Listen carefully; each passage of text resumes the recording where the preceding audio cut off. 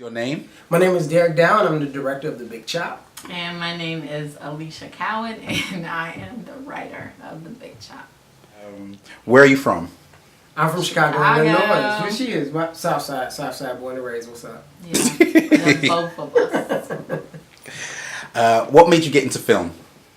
Well, I got into film originally for escapism. I mean, I'm from the inner city of Chicago, Inglewood, and my mom used to want to keep a close knit on us and keep us in. So to drown out the gunshots and things like that, I would always just watch movies. And I remember always wanting to give other people that experience of getting away from what their reality is. And film is new to me. I got into TV from, I don't know, I was always like the kid that was kind of in her room watching TV, closed door, but I always like did my homework and all that stuff, so my parents didn't really care. But writing was something that I was good at from like a young age, so when I moved out here to LA from Chicago, it just kind of literally all made sense all at once and like hit me like a ton of bricks, so it was very interesting. But What yeah. made you write or make this particular film? Well, for me, it's my story, but it's also probably 1,000,001 other women or girls' stories. I chopped all my hair off about maybe 6 or 7 years ago. Thought I was ready, was not ready. Chopped it off after transitioning for like a year and realized I really didn't have much hair when I chopped it off. And it was like almost like 4 to 5 months of like I don't know if it was like a depression, but I was like, this was an awful idea because I just didn't know how to deal with my hair. So I just decided once I got into writing and all that, that I needed to just tell the story because I think it's very relatable.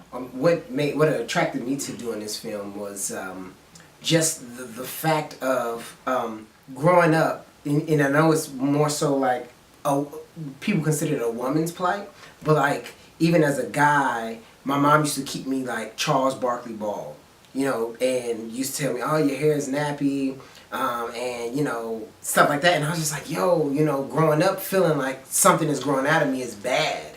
Like, I'm like, yo, that's crazy. And as a woman, because people say women are their hair, I'm like, yo, that's got to be escalated. So I was like, yo, this story needs to be told because what comes out of us is beautiful. And we need to know that, and we need to see that.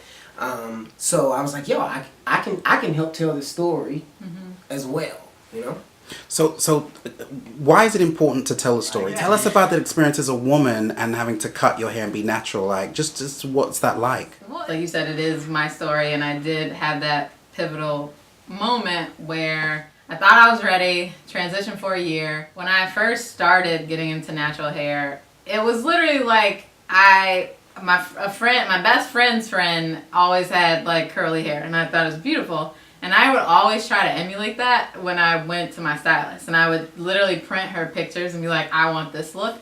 And she would be like, okay. And she would attempt it, but my hair was permed, so I really couldn't get that look. And literally one day I asked my friend, I was like, how does Vicky get her hair like this? Like, I want that look. And she was like, oh, Vicky's never had a perm. Like, she's natural. And literally from like that second, I was like, oh, well, that's what I want. So like I can do it. So I literally like washed my hair, did a twist out, and the twist out came out well. And I really think it was because that twist out worked. If it didn't work, I don't even know, honestly, if I would have been able to like stick with it because I know people have different stories of trying styles when they first start and it doesn't work. And they're just like, well, this doesn't work in general. So mine worked. Then I transitioned for a year, tried to grow the perm out. And one night, literally after like a year, I was watching TV. I think it was literally like midnight. And I went in the bathroom and I was like, I'm ready. Like, I'm super ready. I know how to do my hair. Cut it off. And within like a minute after cutting it off, I literally, and I wanted to put it in the movie. We ended up like making cuts. But I like literally like slid down the bathroom like wall, and I was just crying because I was like, this is not the look that I was going for. And then similar to in the movie where the adult Chris has the ups and downs, 1 minute you know, with her natural hair, she thinks she's pretty. And then one little comment from any person, which has happened to me. I like had a boss that I love to death, but I would come to work with my new fro and he would make a comment, or even if he said like, yo, you look like Angela Davis. I wasn't ready to hear that at that time because I'm like, that's not pretty to me yet. Like, I don't know the afro texture, and just having this short afro was not pretty to me yet. Like, even if I left home feeling great, it was just like one comment could just like throw me down and make me like regret my decision. But it grows super quick, so when you get some length or whatever, you tend to feel better. But now I don't care about length. Like, I'm ready to like cut my hair off again because you learn how to deal with it. And then it's a confidence that builds in you as well. Like, I literally don't give a shit. I don't care when I walk outside, even if it's like super fro-y or if like my curls are really popping. Like, I don't really care. It's like such a confidence booster. So the younger generation are embracing their naturality. That's got to feel good to you. So talk about how your movie is impacting today, the positive impact that it's had. Mm-hmm. For me, the positive impact for this movie, I mean, before I even say like played it for somebody, before she even saw it, just sitting back and watching it and the edit come together and like, yo, I'm gonna actually impact somebody with a message without like kind of pushing it down their throats. And that was reinforced. I was in the Milwaukee Film Festival, which is a beautiful film festival, and the minute the film was done and I did my little Q&A, I get off the stage. Now, granted, this is like a light comedy. This little girl comes up to me, bawling, crying, like can barely get her words out, and she's just like, I'm so happy you made this movie. Can barely. And her mom said, it's just like, she's happy because she wears her hair natural, and she had in this day and age, had a rough time because she's in a place that is not, let's say, heavily African American. And they tease her about her hair and stuff like this. And this movie, for her, was like reinforcement that it's okay to be you. It's okay to rock what's yours. It's okay to know that what God naturally has given you is an asset, and not a liability. And so for me, that was the thing that I was like, yo, this is crazy. And I hugged her, and I was just like, yo, it's not supposed to make you cry, but I understand.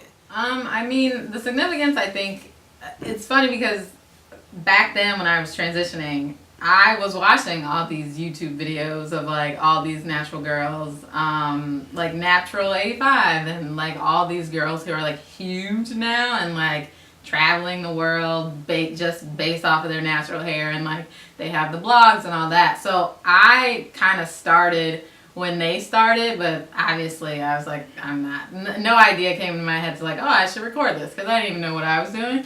But they helped me on my journey. So I was literally like addicted to all these videos. And to now see how much like the Instagram boom and the social media boom, and literally every day on Instagram, like I see a new woman who has decided to like take that jump from like, oh, I'm just taking pictures of my hair, to like, oh, now I'm about to make money off of my hair, because they love their hair, but it's like, oh, like people want to see this. People still need to be educated on it.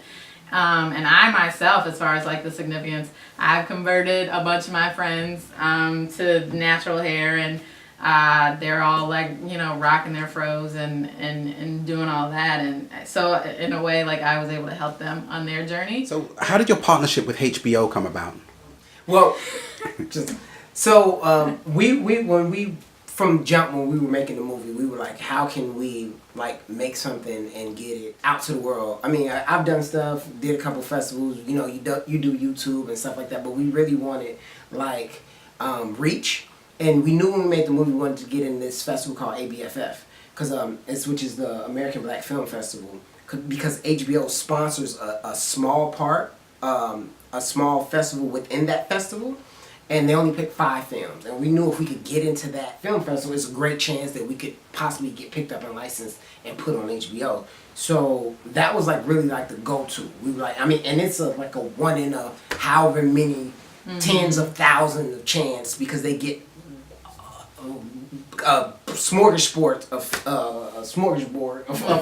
films. Yeah. And we happened to like make it in, and we were like, I wrote it and I've said it probably a million times. I was like, I'm writing this for ABFF.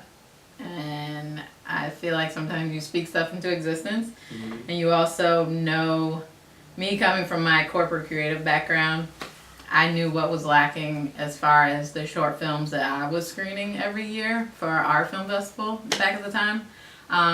Comedies are always lacking, and I happen to be a comedy writer, and I knew I wasn't going to make a super dramatic piece about hair, because again, I'm not interested in preaching. Like, I just want to make people laugh. Because in hindsight, me sliding down a bathroom wall because my hair is ridiculous now, but it's funny. So it's just like, I wanted to play up on my experience, but my intention from day one was like, this is getting into the film festival. So that's kind of how I wrote it. Brilliant cast. Tell us how you found your cast members and a little bit about them.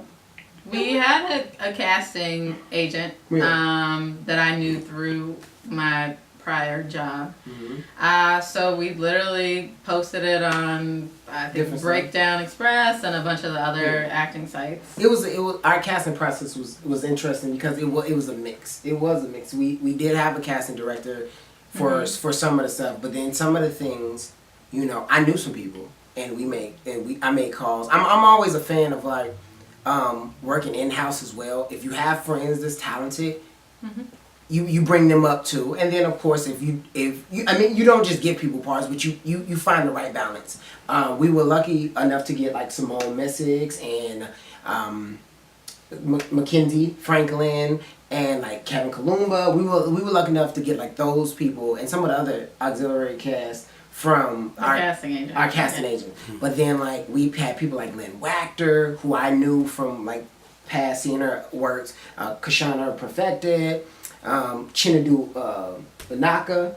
Yeah, and Chinadu was, when casting the role of the adult Thomas, I knew Chinadu from stand-up. He's a stand-up comic, and he's done more acting now, but he has a little bit of acting background. But I feel like with comedies, some stuff you need improv, and you need someone quick on their feet, and Chinadu was like the first person that popped in my mind, because number one, he looked like the little boy that we liked a lot. That was the point I was gonna make too. Yeah. It's interesting when you casting like that, when you're casting little and bigger versions, because I hate going to a movie and I'm like, yo, that little girl is not that grown up. That little girl is high yellow. This girl is super chocolate. Yeah. Like, did she like reverse vitiligo? It must be a coup to get someone like Simone Messick.